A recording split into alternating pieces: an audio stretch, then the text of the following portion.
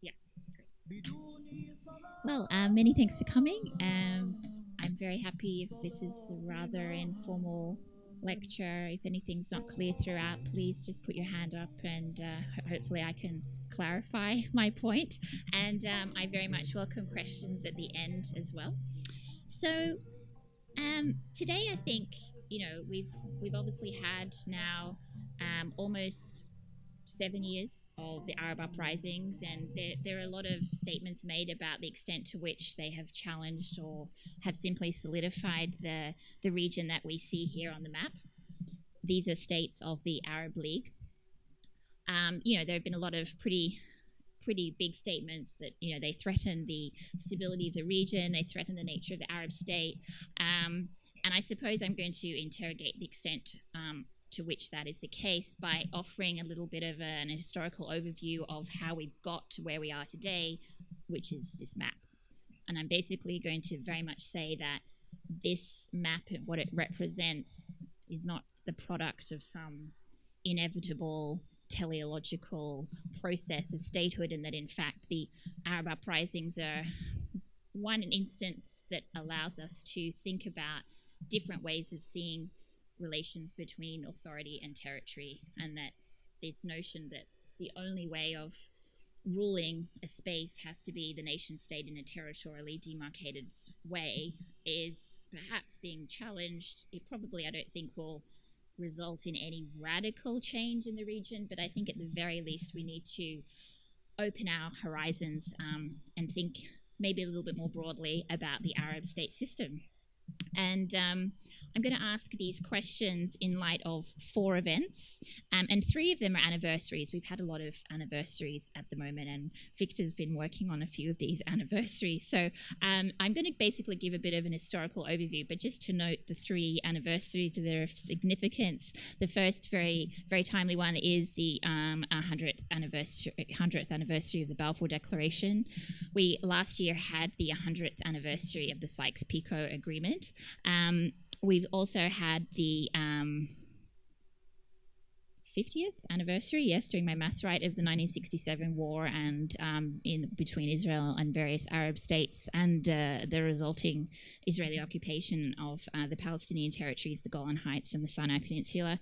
And then we've also recently, if people noted it, had the referendum in the north of Iraq seeking independence for Kurdistan, and this is very relevant to some of the agreements that are part of the fallout from the First World War. So I think, again, the events that we see in relation to this quest for Kurdish independence is part of this broader story about what is possible, what is not possible within this particular configuration of states that we see today. And the story we can tell about statehood today vis-a-vis the uprisings very much depends, I think, on one's own perspective, where one stands in the region, both in terms of perspective and in terms of time. If you're a Syrian refugee standing on the Hungarian border in 2016 trying to enter Europe, if you're an ISIS fighter proclaiming the end of the Sykes-Picot Agreement in 2014, or if you're a Kurdish fighter liberating Raqqa in Syria with the help of various Western states in 2017, I think from these perspectives we can see that your own take on territory and authority is going to be very, very different. And I think that's what I'm trying to point out here, that in fact the uprisings are a really nice way of trying to open up what we think of as the Arab state. It's not as simple as a 2-dimensional map. And so here I'm just going to basically today try to think about then what role international law has played in this story of seemingly solidifying what we think of today as the Arab states or the Arab state system.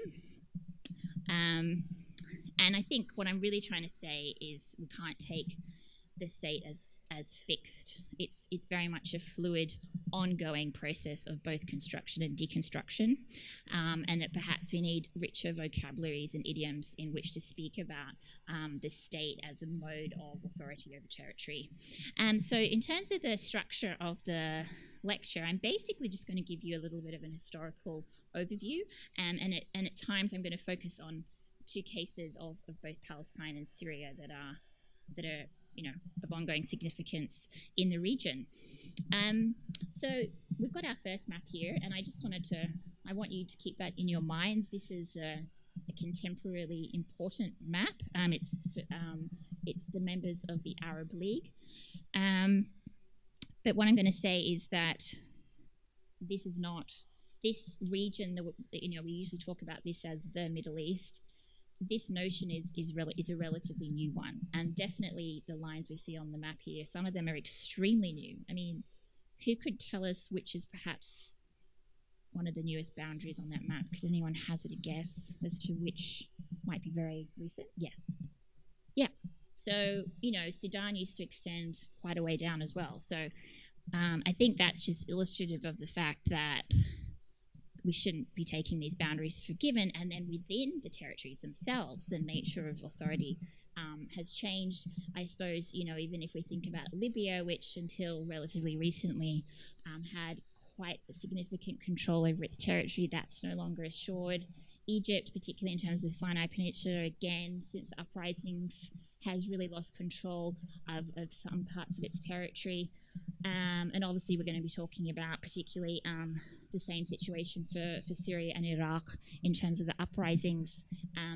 Yemen, pretty much self-contained, but also witnessing a really quite extreme civil war there, and whether or not that then challenges the boundaries, we'll have to wait and see. So firstly, I just wanted to talk about a few preliminaries in how we might think about statehood. I suppose one thing today is that we're constantly hearing these, I would say, opposing perspectives. One is the state's not important anymore, because of globalization. Who cares about boundaries? Who cares about national distinctions? Because of the internet, because of the ease of travel, we can just get anywhere, whether virtually or in reality. So we don't need to worry so much about the significance of borders. On the flip side, if you're a refugee, for example, I think the centrality of borders, of nation states, of what passport you hold is still really significant. So I don't think we should probably take either extreme example, i.e. the state's totally irrelevant or it's central. I think it's a little bit more complex. One way of thinking about it perhaps is an article I love called The Regulatory Turn in International Law, where you think about the state as a complex space and entity that is more than simply the government, in terms of its monopoly over the territorially confined state. It basically allows for a number of public and private actors to act on that territory, across that territory with other territories. So it's still, though, an important marker for one way of carving up authority. And it's probably still the most important, I would say, but very much so these borders in some ways have become more porous, perhaps in other ways less so. So I think we need to sort of situate ourselves between that debate. Another important point is the extent to which this story of unfolding statehood is one of imperialism. It's one of European control expanding across the globe, or is it something else going on here? One story would simply be that, well, we get the rise of nation states in Europe. One mode of that would be something like the Tillian, war-making, estate-making argument, where entities crystallize through taxation and war-making into these sophisticated bureaucracies that then control territory. That's only one account, obviously, even within Europe, but I think a more interesting account, particularly when we're thinking about this part of the world, is actually that Europe was always interacting with its neighbours. Here are its neighbours. Like, Europe is very close to this part of the world. And so, in fact, I think that even European states themselves, the boundaries that emerged within Europe, arose through this interaction between its own colonial practices and other colonies. And it was about trying to demarcate those relationships, in fact, that then led to boundaries outside of Europe, but also boundaries within Europe. So in that sense, then I would say that this increasing importance of boundary drawing was far more than simply a European imposition story. I'd also warn against the dangers of anachronism. It's very easy to think now about borders as being clear and always there, as well as states in the way we see them as having always been there. But I suppose I'm just trying to say that if we turn our minds back to earlier periods, those ways of thinking about the relationship between territory and authority perhaps were very, very, very different. If we then turn to the region that we're looking at today, we're all very comfortable now, including obviously in this building or this lecture series, talking about this part of the world as the Middle East. But that's a relatively recent term to use, probably arising in the early 1900s and then becoming more acceptable around the First World War, the end of the First World War. But obviously, it's very much about a particular perspective about how Europe saw this part of the world and also how the United States saw the world. But beyond geography, does the Middle East to you connote a cultural space? Does it connote a political space? Is it some type of shared region in terms of the language spoken, the historical experience of these people? I think we should at least also interrogate then our usage of the term the Middle East. One relatively new term that some people prefer to use is WANA instead of MENA. MENA is Middle East and North Africa, which is this space. So WANA is West Asia and North Africa. So that's more geographically correct. But even then, what we're still doing there is lumping a large number of peoples and states together. And I think we need to work out, well, are they somehow more closely related than linking some other parts of the world together? So it's very easy to just situate ourselves on that, with that region, but I think we need to think about the other relationships that are still very important for these people. So as well, when we think about boundary drawing, we then obviously usually try to equate boundaries with what they contain, which is a nation and a state. But I suppose what I'm trying to say in this lecture is that boundaries, nations, and states do not necessarily go together. We need to disaggregate them. We need to understand their separate histories and trajectories, and think about whether we can actually think of, say, territory without a nation or a state without a boundary. To an extent, that's not possible, but at least I think we can think about some way of trying to get beyond those limited frameworks. And so in terms of international law, we're at the point where, very simplistically put, international law does tend to equate boundaries, territory, and sovereignty altogether. The simplest articulation of this is the 1933 Montevideo Convention, and the first article of that convention, which is now sort of recognized as being customary international law, is that a state comprises a permanent population, a defined territory, a government, and capacity to enter into foreign relations. And so there we very much have this interrelationship between a people, which may be a nation, may not be, a territory that is defined. So even though the word boundary is not used there, I think we have this sense of a territory ruled by one entity, the government, that's legitimate, that's then distinct from other entities. And it's distinct as well because, of course, it can enter into relations with other units of the same type. So that's how we get this notion of a state system. And I think what this fails then to capture is that within that space, there's perhaps like a number of different forms of authority actually going on. And so a lot of international relations and sort of early modern historians have talked about that this notion we have today of, say, sovereign authority of a central government and jurisdiction arising from that is actually a very new phenomenon, and that in the early modern era you had a number of types of personal as well as territorially based forms of jurisdiction that would say follow the person rather than the territory. And this is definitely the case in the Ottoman period, depending on what religion you had, what tribe you were from, not only as to where you were located. And I think partly that's what the Arab uprisings tell us as well, that once we look inside the Arab state today, it's a little bit more complex than simply a population, a territory in a defined space. So I just wanted to talk now a little bit about European colonialism and the practice of boundary drawing and how we get to what is very familiar today, the state system. Typically, in the early period of boundary drawing, boundaries were drawn on maps where the details on those maps were wholly unknown. Just lines were drawn. The actual details of those maps, the mountain ranges, the rivers, the people living there, the natural resources, were just unknown, let alone the actual extant legal relations on that land. They were just unknown. So I think here then we have this drawing over already existing legal practices that were going on. And the first example of this is when the world was divided between the Spanish and the Portuguese, in relation to territories that no one really knew about as yet. So this is boundary drawing in the first instance between Europeans, and it was very much about controlling claims to foreign lands, to their colonial enterprises. But that didn't mean that these practices were actually happening in Europe itself.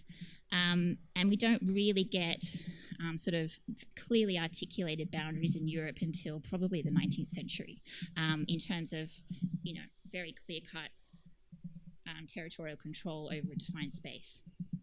Famously, in terms of colonialism, the best example of this on territory per se is the Berlin Conference, which basically demarcated European claims across the African continent, again over spaces, the details of which no one had any idea about.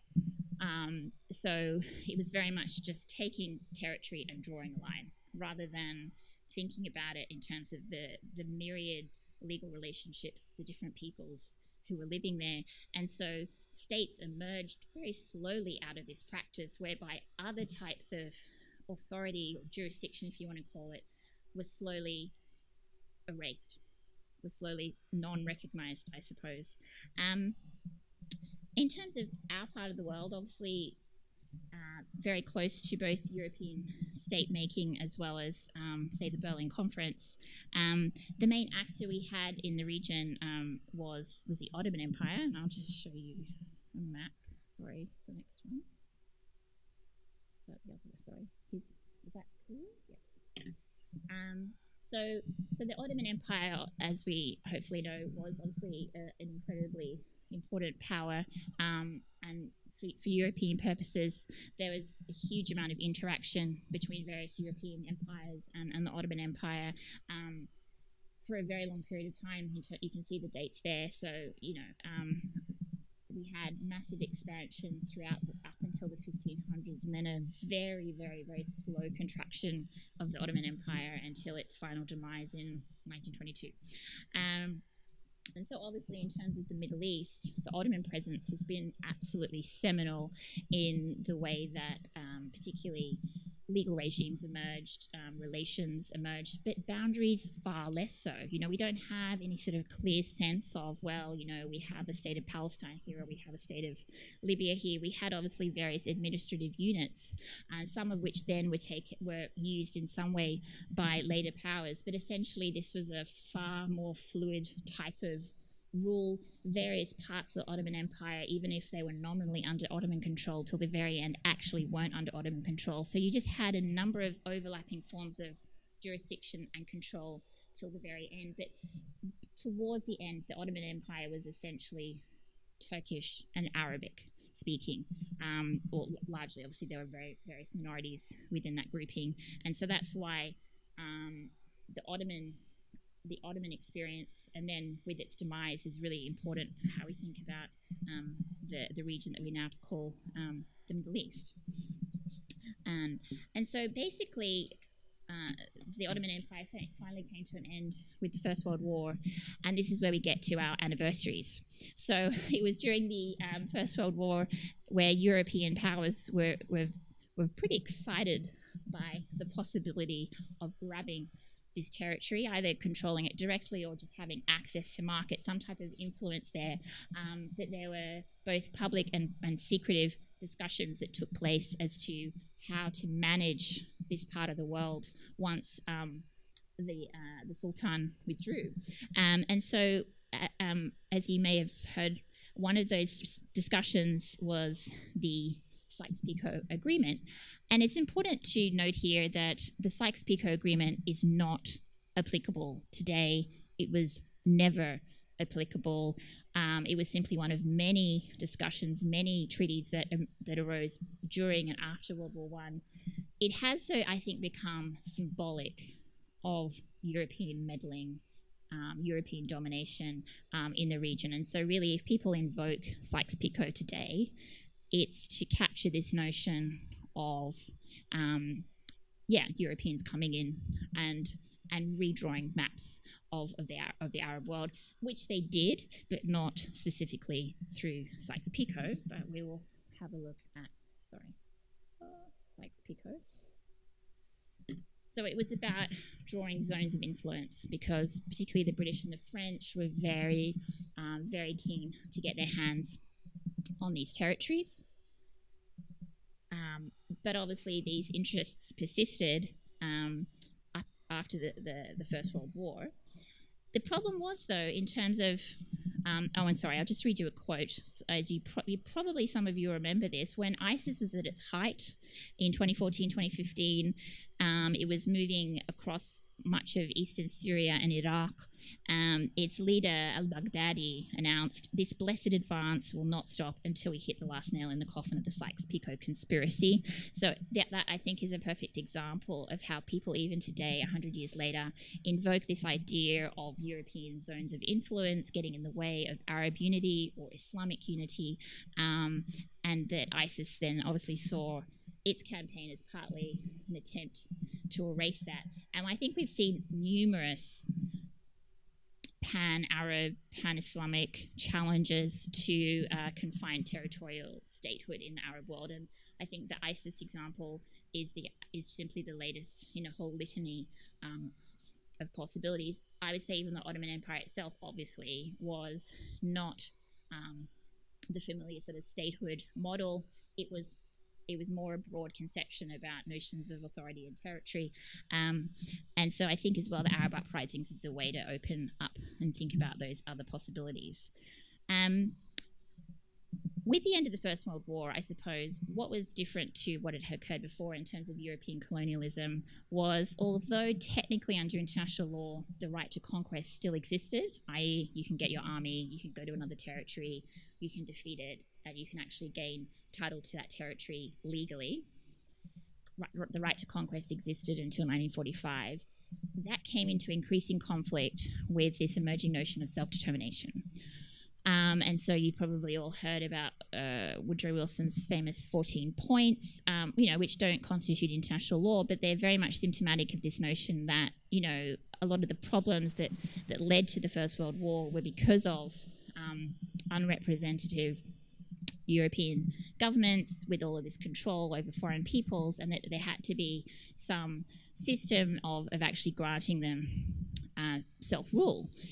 This was pretty easy to do in much of Europe, in the territories that were under earlier European rule, European empires. It was not so straightforward in terms of non-European parts of the world, in that various members of what came to be the League of Nations, which is the predecessor to the United Nations, still thought that people outside the European world needed a bit of help before they actually became independent. And so this is when we have the famous statement from the Article 22 of the Covenant of the League of Nations. Can you read that? Yeah. So I'll just let you have a look at that as to what it says.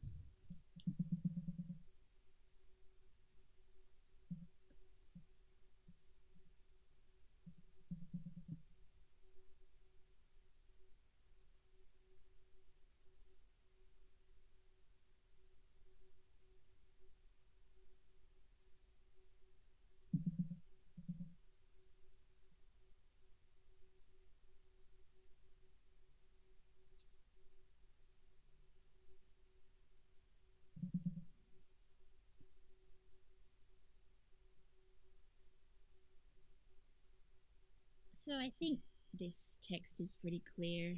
It's basically saying that some people simply can't govern themselves. They're just not up to it. They need to be helped. And so the people who were not up to it were, well, many parts of the world. We're obviously thinking about those people who were under Turkish control, and these people would fall under French and British control. And this is how we get this notion of the mandate, which we can see as a form of trusteeship or tutelage. And so I think, some people have tried to characterize the mandate system then as a halfway house between colonialism and independence. Yeah, that it's this, in-between stage. And I suppose that was the notion here. But if you actually look at the sort of nitty-gritty as to who was actually controlling whom, there was no shared power or anything like that. It was still wholly a colonial overlord type situation. I think what's really interesting with the mandate, though, is that previously, although there were notions of colonialism helping the colonized, I think here we very much do have this notion that the mandate somehow was very much a developmental project. So this is, I don't think, very dissimilar to notions we see today about failed states. I think you could literally tweak this wording a little bit and it would be very similar, whereby we have states that are incapable of governing themselves. They need assistance, whether it's foreign aid, whether it's humanitarian intervention, whether it's something else. And obviously the people who are going to help them are usually European. And they'll somehow be able to help them out. So this is essentially the mandate regime. There were three types of mandates, A, B, C. The A mandates were we've got more of Article 22, but I won't bore you with that. These were the A mandates. This is sort of like the heart of the Middle East, under both British and French rule. So the French had the orange bits, the British had the yellow bits. As you can see, some of those borders are beautifully geometrically perfect, which obviously speaks to this notion of, like Sykes-Picot, just drawing lines on maps. I think the other important thing to point out is that already we have this notion, obviously, about the mandate as this sort of developmental state in the making, but it was also based on notions of the nation state, but in a situation where there was no such thing as a sort of coherent nation. I mean, we can't speak of the Syrian nation in 1922. We can't speak of the Iraqi nation in 1922. We particularly can't speak of the Transjordanian. I mean, this probably was the most unnatural creation, I would say, of the A mandates, Transjordan. And so I think the British and the French sort of struggled over how to create some sense of national identity. And part of the problem was obviously within these states, we had so many different languages spoken, ethnicities, religious practices. And that partly explains why Lebanon actually was carved out of Syria, because of this very high number of Christians and Druze in Jabal Lubnan, the Mount Lebanon. And I mean, all of these borders could be highly contested because of the relationships that obviously cut across them. But obviously, as I've been trying to say, this is not a map to reflect necessarily what was happening on the ground. This is very much about European interests, and hence why there's still this desire to erase Sykes-Picot. I mean, in some ways, I suppose this is the legal form that we have for Sykes-Picot. So I'm going to talk then a little bit more specifically about the Palestine mandate, because I think some of the problems we see even in terms of what's happening today in Israel-Palestine were laid very clearly during the Palestine mandate. So the next text is the Palestine mandate. The Palestine mandate also speaks to another anniversary we have for the Balfour Declaration. Now, the Balfour Declaration was incorporated into the Palestine mandate. The Palestine mandate was the creation of the League of Nations. It's not that the British could just go into Palestine and say, this is ours, we've conquered it. It was something wholly different. It was about international oversight through this newly created international body of both European but also some non-European states. And Palestine, as I said, was a Class A mandate. And what I find most interesting about the Palestine mandate when you read some of the text is this notion again about this developmental obligation of the British in trying to allow the native peoples to catch up to European practices. But what's particular to the Palestine Mandate that we don't see in the same way in the other mandates is this bifurcation between the two populations. Already we've got this pretty clear division between Jews and Arabs, Palestinian Arabs. So I won't let you, I suppose we don't need to read all of it, but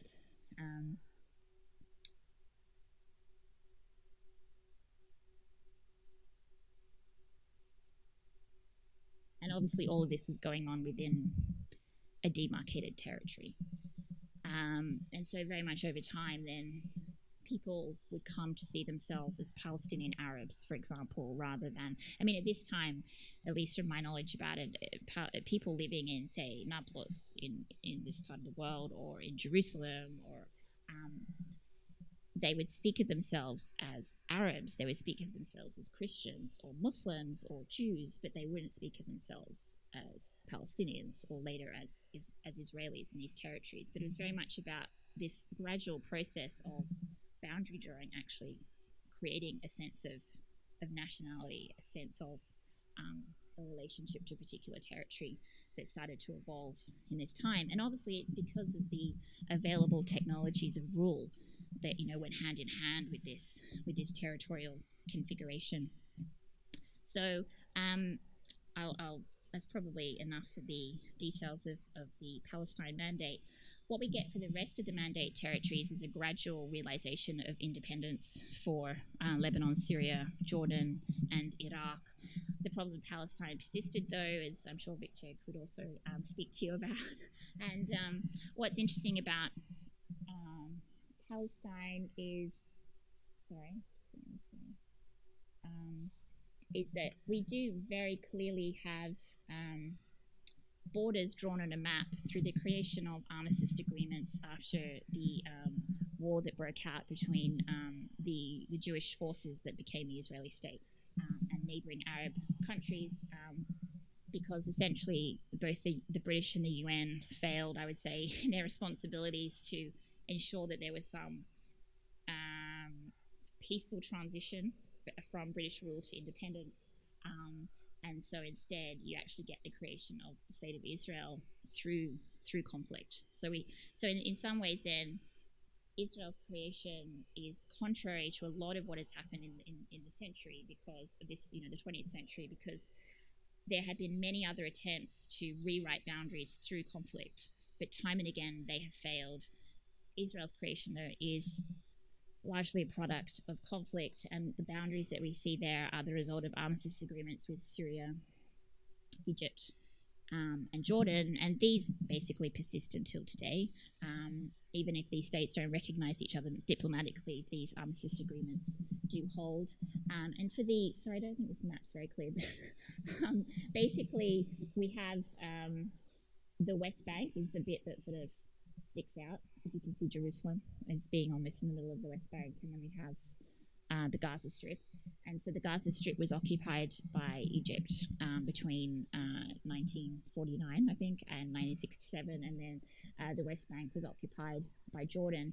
And it's really important, I think, if we go back to international law here, because what I did say was that in 1945, with the creation of the UN, the right to conquest no longer existed. So this basically meant that if any foreign power went into another territory, whether it's Jordan going in, whether it's the newly created State of Israel after these agreements, that control could only ever be de facto, not de jure, i.e. that you could not actually get internationally legally recognized sovereignty over those territories. And that's why up until today, the way the remainder of historic Palestine, i.e. the West Bank and the Gaza Strip, are characterized is as occupied territories. So that's to explain that for you. And so again, I think then the importance of boundaries here is really significant. Even though obviously the boundaries that we have in terms of the occupied territories don't lead to a state per se. Maybe some Palestinians would disagree whether at the point of statehood, but these armistice agreements have really very much held until today. Obviously, the practices though that are going on within Palestine perhaps threaten the viability of this nascent state in terms of, say, things like settlement activity and the radical fragmentation of Palestinian rule. But that's perhaps something we can talk about in question and answer sessions. So basically, once we have the creation of the state of Israel, the occupied Palestinian territories, firstly by Jordan and Egypt, and then later by Israel, but along with various Arab states gaining their independence, this takes place in the post-World War II era in a broader context of third world decolonization, not just simply in the Arab world, notions about self-determination, notions about non-alignment, and very much for the Arab world then, Israel's creation and then the lack of statehood for Palestine was symptomatic of the ongoing legacies of colonialism, and in fact it became sort of a real rallying cry, both for Arab and non-Arab, non-aligned states, to try to challenge these problematic borders. So it wasn't just the Palestinian boundaries that were problematic; it was perhaps the whole regions, as we saw, that were largely European created. But I think the problem is that, of course, we don't just have these universalizing ideals about breaking down statehood. We do very much have local state elites that use the state for their own interests and purposes. And so in the Arab world, we have this interesting interplay between republics and monarchies that in some ways didn't actually look that different, because ultimately they were very much concerned with solidifying their power over this increasingly demarcated, specific territorial entity that became their particular Arab state. I mean, there were attempts to try to rethink Arab statehood in this period, and I do find it interesting to go back to some of these examples. I mean, I don't know if any of you know that. I'll go back to the one of the earlier maps. First one. Between 1958 and 1961, Egypt and Syria, as you can see, they're not even next door to each other.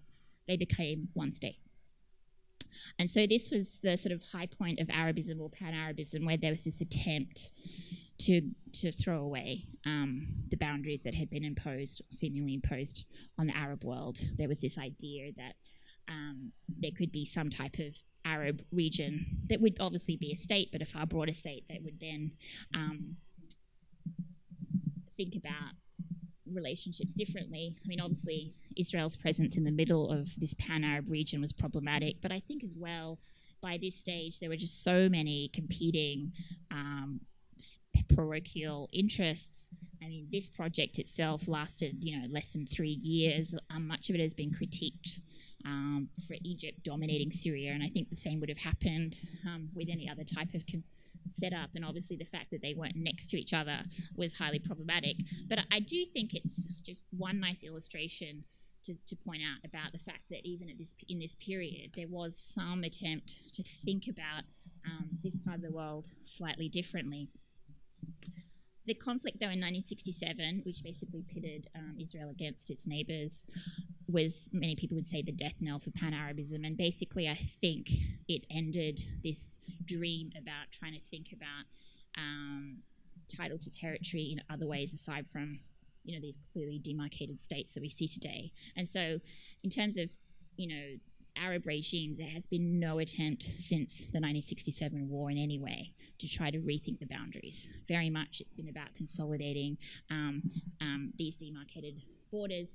I mean, in particular, Egypt lost a large chunk of its territory, the Sinai Peninsula. Syria, which has regained control of Syria, was partly occupied. The Golan Heights, that occupation persists until today. And obviously Jordan and Egypt as well lost their control of those Palestinian parts of the territory to Israel. And so I think for Arab states, they learned that their collective efforts had failed, but as well, notions about some type of broader territorial expanse had ended. And so really until today, in terms of Arab regimes, there has been this looking inward sense, this moving inward, very much so. And really in terms of, say, even regional institutions, whether we think about the Arab League or the Gulf Cooperation Council, not very very sophisticated diplomatic efforts or modes of cooperation. I mean,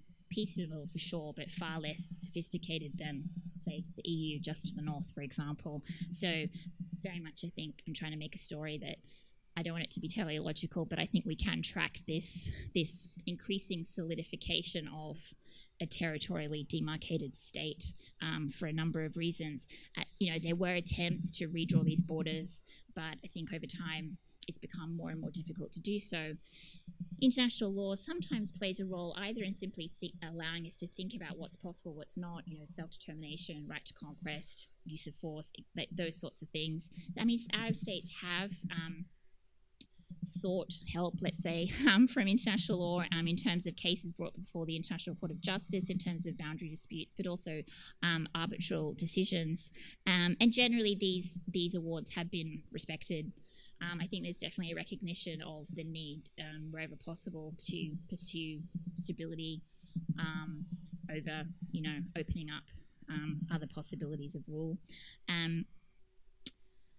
Another very good instance, obviously, perhaps the most significant threat internally to this order was Iraq's invasion of Kuwait in 1990, where some actors within the region saw this as a good thing, but ultimately most states rallied around Kuwait, and then various forces pushing out Iraq to very much say no, we can't have any redrawing of the boundaries here. We just need to accept the system that we have. And so the question is, to what extent then, when we have the outbreak of the Arab uprisings in late 2010, was this partly about the quest for various people to rewrite the boundaries or redraw the boundaries? Because obviously I read out that quote by the ISIS leader. I mean, did all of the frustration that we saw from 2010 onwards, did this have anything to do with the configuration of statehood that we see today? I think in the West it was particularly characterized as a quest for democracy, as sort of this pursuit about human rights norms. But I think, obviously, to simplify many, many things, I see it as more a political economy problem, whereby I think the key role of the state in the Arab world has been, whether it's monarchy or republic, has been a basic social welfare role about providing daily requirements, and that there was a sort of social understanding for people that democracy was far less important than the provision of social goods.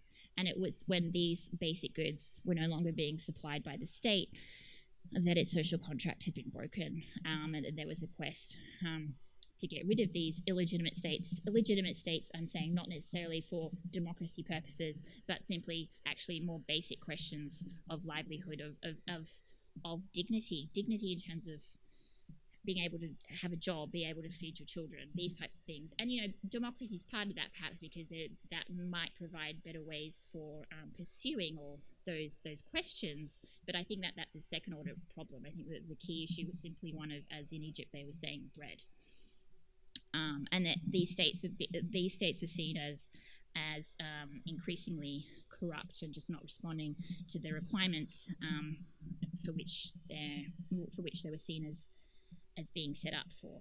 I'm just seeing what else. I mean, and obviously with the Syria conflict, I mean, I think part of the Syria conflict is also that story. It's partly this lack of access to basic provisions, but obviously when we saw the governmental response to these initial demonstrations turning extremely violent, that I think then we do have obviously some other type of dimension going on rather than simply the breaking of the sort of social welfare contract. I mean, then we do have a total lack of trust between those citizens. And so I think with Syria, we've had this opportunity then to rethink its boundaries, and obviously the quote I read out from the ISIS leader was one example, but it's only one of many. So, I mean, this map was from, as you can see, the 2nd of November, and a lot has happened actually since then, and a lot has happened even in the neighbouring country of Iraq. But obviously, what we can see is we've got the Israeli-occupied Golan Heights. That's been the case since 1967. We've had this sort of consolidation of governmental control. That's the red area. We've still got, though, quite a lot of territory not held by the government. I think we'll say that essentially that black part, the ISIS part, will keep contracting. The question I find most interesting, though, is what's going to happen with the yellow part. Yeah. And so only 2 months ago in neighboring Iraq, there was a referendum held for the Kurdish regional zone in the north seeking independence, which passed. But what has been the reaction? Did anyone follow this? Can anyone tell us what the reaction has been to the Kurdish referendum? Well, that's probably a good response, i.e. nothing in terms of support. There has been almost no support for the referendum. Why do we think there was no support for the referendum, even if you don't know anything about it? Why do you think there would be no support for a Kurdish quest for independence in a situation of well-documented discrimination to a population? Why do you think that this wasn't supported internationally and nationally? Yep.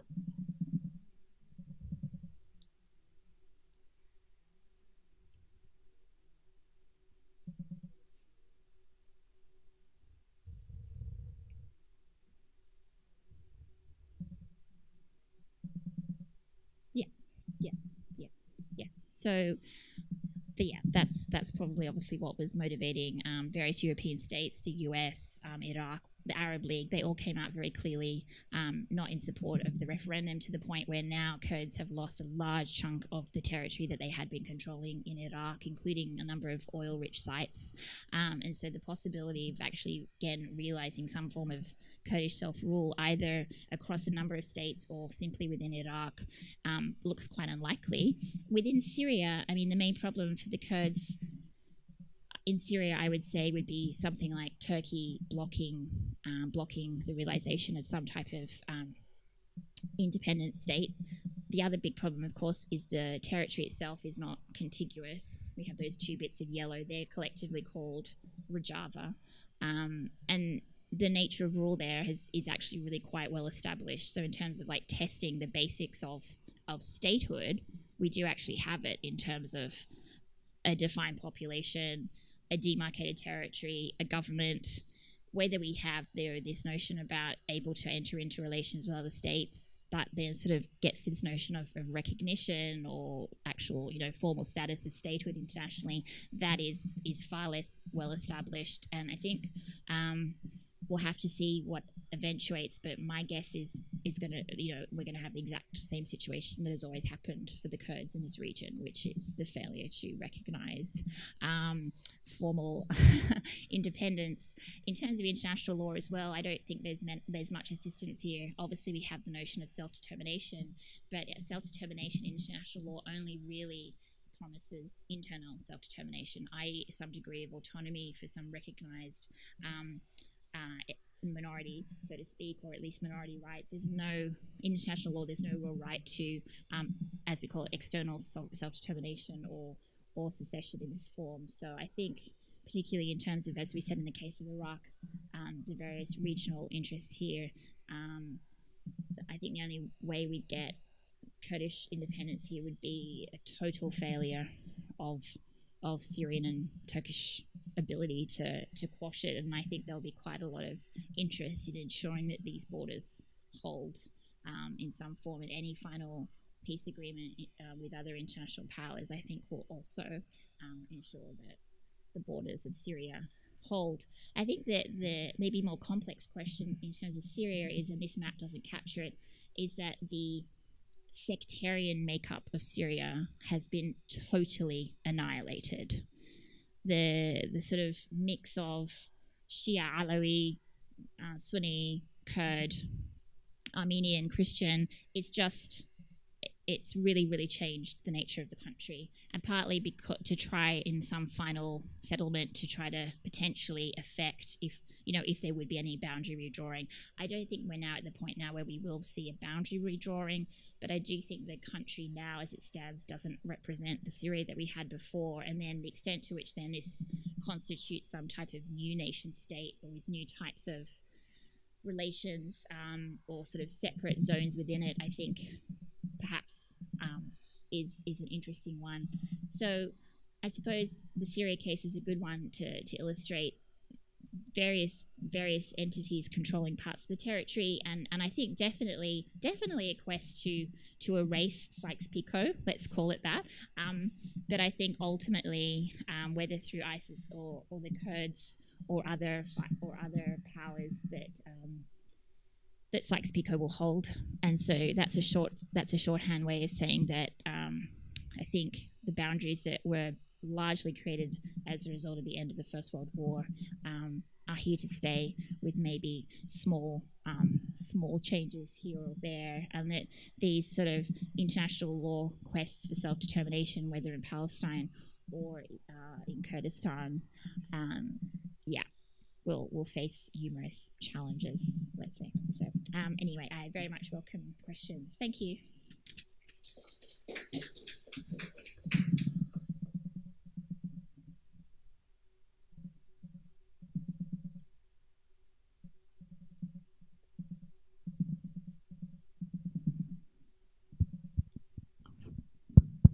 The floor is open to questions.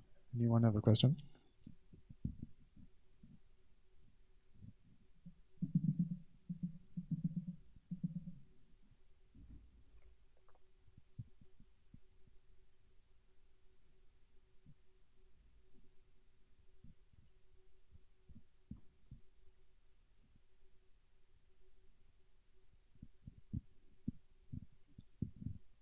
Hi, Professor Michelle. Thank you for your talk. And from what I gathered from the first half of your talk is that the Middle East is geographically and historically a very much of a creation of colonialism, including the borders drawn.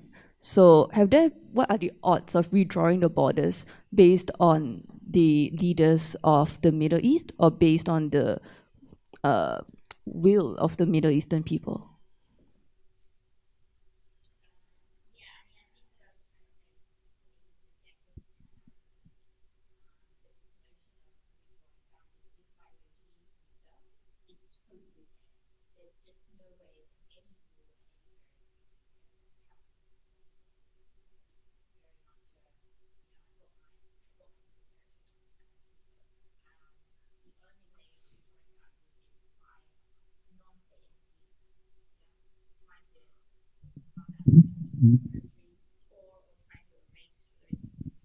Or try to erase those borders altogether. So something like ISIS is trying to say, like, hey, these borders are illegitimate, we want something wider in expanse, or something like the Kurds trying to carve out their territory.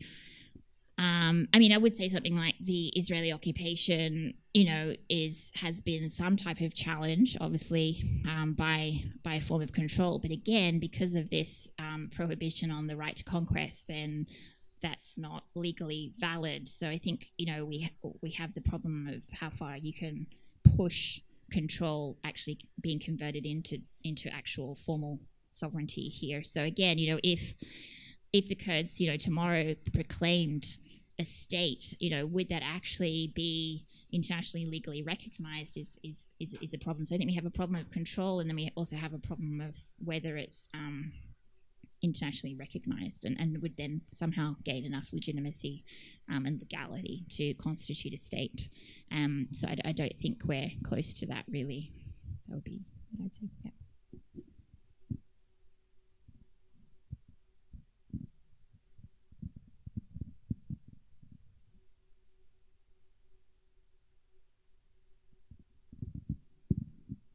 Could you comment on the King Crane Commission that occurred before the creation of, after the dissolution of the Ottoman Empire?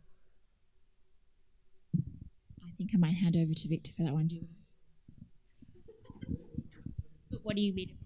I just want to know, the details of it, because I just heard about it and I don't know.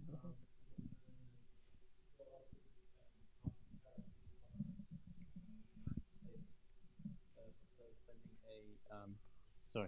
Thank makes a commission to ascertain the wishes of the communities. If you remember, Article 22 speaks of the wishes of the communities should be a principal consideration in who becomes a mandatory. But what happened is that the UK, France and Italy were opposed to this idea. So the Americans ended up sending an American commission.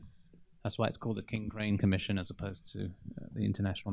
So they went to what was then known as Syria, and they met with different groups, and basically they told the commission that they were opposed to Zionism, and they didn't want Britain to be the mandatory power. They wanted the United States to be the mandatory power. But by this point, the Congress had said that they didn't want to join the League of Nations, and so the US never became a member, and the King Crane Commission, its findings were never followed up on, and it became forgotten for a period of time.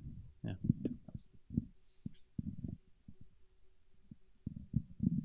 Any other questions?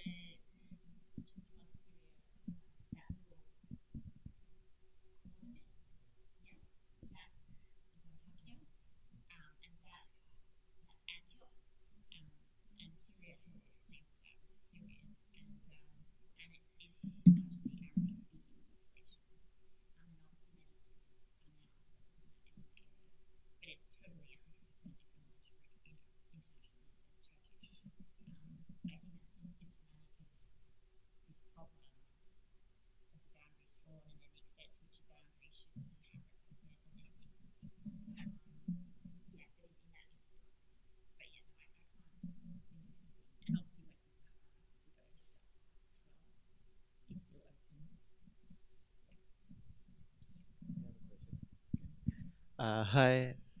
Could you, like, for example, the Kurdish referendum? I think most of the international community either rejected it or have been quite ambivalent about the referendum. Except, I think one of the few countries to support it is Israel. And when you kind of juxtapose Israel's eagerness to support Kurdish independence with its dismissal of Palestinian independence, could you comment on that? On perhaps Israeli intentions behind its support for the Kurds? So Israel generally has always presented itself as supportive of the Kurds.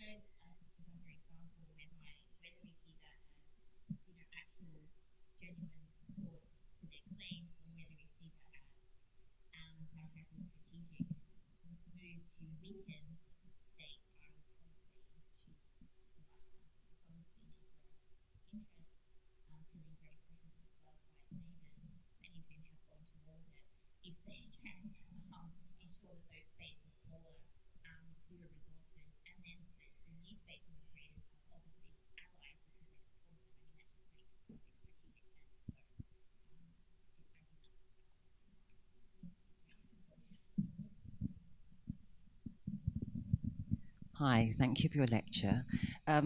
Just speaking as a layperson, I mean, it sounds to me that, I mean, you sort of went, repeated twice or a few times that the Sykes-Picot is not recognized. It was, you know, a remnant of the colonial days. But if the UN had decided that, you know, any laws of secession later, and you're saying international law doesn't help with, you know, any peoples or regions succeeding in getting independence, then it sounds to me that the control, or rather the influence of these colonial boundaries remain today. So isn't that sort of a built-in frustration for, you know, sort of indigenous people who, and the chances of ever withdrawing boundaries is a pipe dream? I mean, would you comment on that? Yeah, so as I said, I mean, this is not what we have today, but definitely at least part of that has translated into what we have today. So the Sykes-Picot Agreement formally sort of doesn't exist, but does exist, but I think it's very powerful symbolically. And then in terms of the possibility of redrawing boundaries, I mean, one counter to that would be, well, you know, especially since since the Second World War, creation of the UN and the various human rights treaties that we have in place, the state more than ever now supposedly is beholden to various human rights obligations, so that if you're a citizen within any Arab state today, you should be able to call on your government to fulfill, you know, civil, political, economic, social, cultural rights. And so then the need for breaking away from that state should be a really extreme measure only for some recognized national grouping. So that, you know, obviously human rights usually see people within territories on an individual basis so that they can somehow rely on the state for their needs. It does, as I said, recognize minorities, but again, very much within the state, whereby it's so this is the irony of human rights, in that human rights came from mainly the horrors of the Holocaust. I mean, essentially, as one of the, you know, the worst examples of what a state can do to its peoples, but yet it actually reinforces the state, because the main guarantor of human rights is the state, and it's only when the state fails in some ways that the international can help out. But the international is not going to help out by devolving the state, by redrawing the lines of the state. So for the international system, boundaries are just so fundamentally important. And there's one idea I forgot to mention, this Latin term, which I always forget. Where is it? I did put it down here, sorry. Iuti possidetis juris, which is basically this idea of this administrative unit you have colonially, or this sort of the boundaries within a state, if it then devolves, that you should always take those administrative lines or those boundaries as a given, that we always need some type of default to go to. And I think that's really what we see happening in the region today, that yes, obviously in an ideal world we'd have some other way of thinking about the relationship between territory and peoples and authority, but we don't have a system really of doing that. So the best way then supposedly is this international system with some guarantees about human rights. And, you know, worst case scenario, supposedly we might have, formally UN Security Council action. For example, when Iraq invaded Kuwait, that is actually quite a good example where, you know, there's this attempt to rein in errant actors, or, you know, broader notions about humanitarian intervention, which point to this idea about when the state has really failed its people. But I mean, I think obviously in the case of Syria, where that's indisputable, and yet we haven't actually got any humanitarian intervention along those lines, that even there, I think the solidity of the state is still the number one concern. And we might have, you know, responses later vis-a-vis Syria, but it's not going to be along the lines of redrawing the boundaries. That's too difficult to do.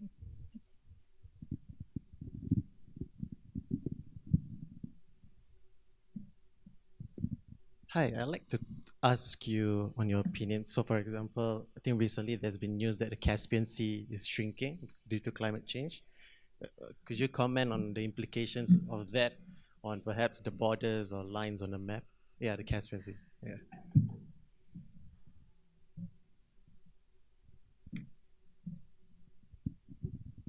this is something I really don't know about, because but essentially, I mean, obviously, if it's within a territory, if it's within a state's territory, it doesn't really matter if it's water or land. I mean, it's, and then if it's a law of the sea question, again, there are very, very simple mechanisms of determining, where the boundary is. And so it would just be, you could just draw a boundary, and whether that's water or land, I don't think it's that problematic.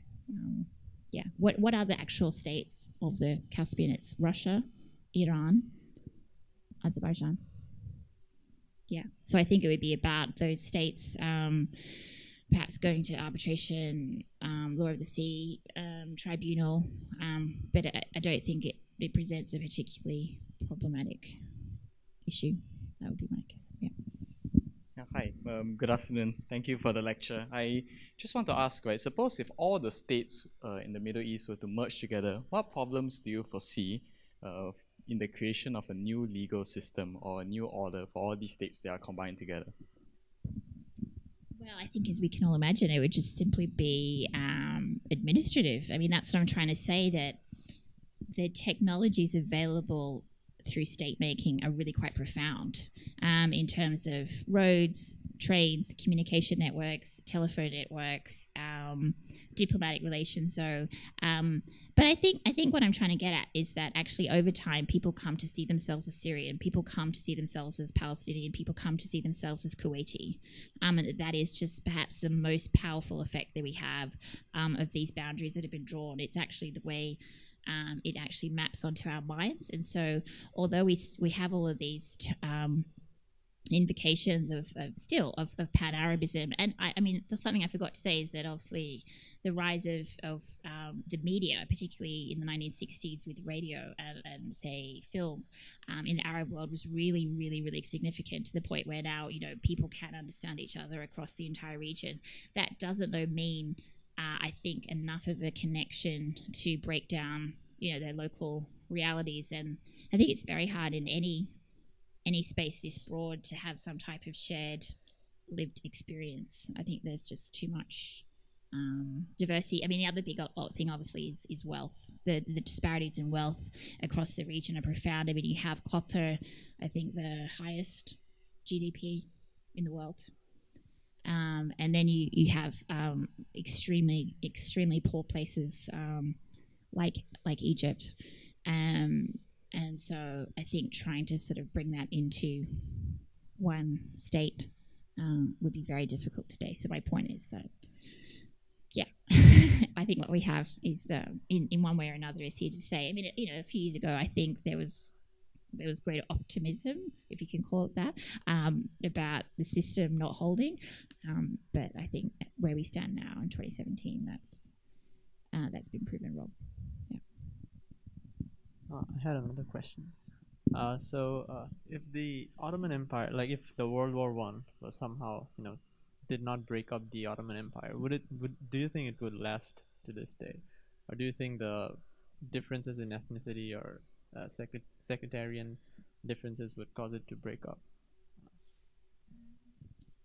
Well, I think that was part of the beauty of the Ottoman Empire. I mean, obviously, I'm simplifying massively here, but I just think that it allowed for those differences. And part of the problem that we have had today with the state system and this notion that states need to represent the people in some uniform way is part of the problem. And that's why we have, instances of, say, population swaps after the First World War between Greece and Turkey, because how possibly could you have Muslim Turks living in Greece and vice versa? How could you possibly have Christian Greek-speaking people in Istanbul, for example? I mean, this is just a crazy notion in the Ottoman Empire, where you didn't need to have, religion, language spoken, etc., tied to a specific place. There was room for maneuver there. Yeah.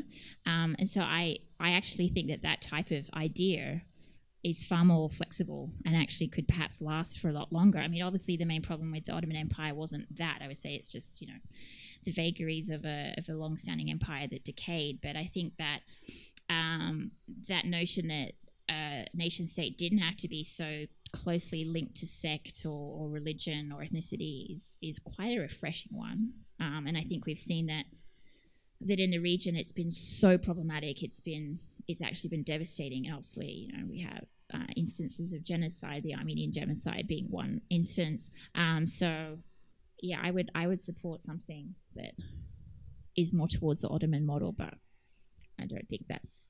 What I'm trying to say is I don't think that's going to happen. That there's more and more this push towards uniformity, or obviously with various examples such as Syria, which it's not ruled by sect, but it is definitely an example whereby you have one sect that is far more powerful, or it's disproportionately powerful. So you do have those dynamics playing out as well.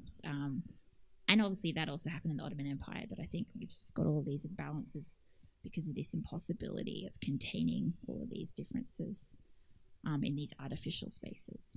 Yeah. And another thing is that the increasing conflict between the Arab, like Saudi Arabia and like Iran.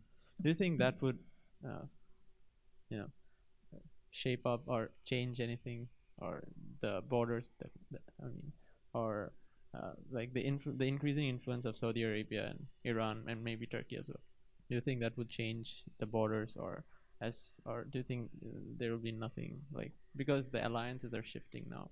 For example, Israel is now, or the Arabs are more trying to negotiate with Israel in order to combat, I guess, Iran, something like that. Do you think that would change the borders?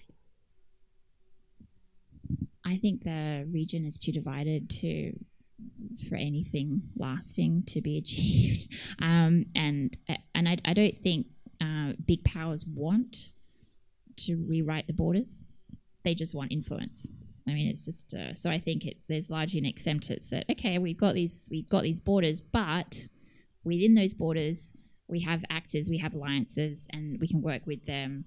But we don't. But that doesn't mean that you have to actually erase those borders. So for example, Iran and Hezbollah doesn't mean that Iran wants to erase the Lebanese border. I mean, it's quite happy with that configuration, and then it can do what it wants, because I think this demarcation of the state is just an extremely useful mechanism, and that again, I just think no matter how revisionist or radical you are as a state, the negative results of erasing borders, even if you're the most powerful, it's just too scary.